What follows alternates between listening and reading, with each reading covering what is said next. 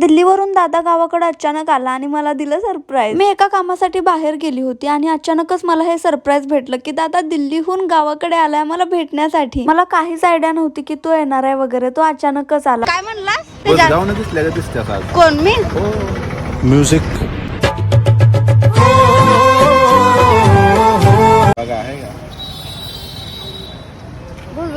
आपल्याला काहीतरी पाहिजे असतं आणि कोण आपल्याला ते देत नसतं तेव्हाच माणसाशी बघत उभा राहतेत ना.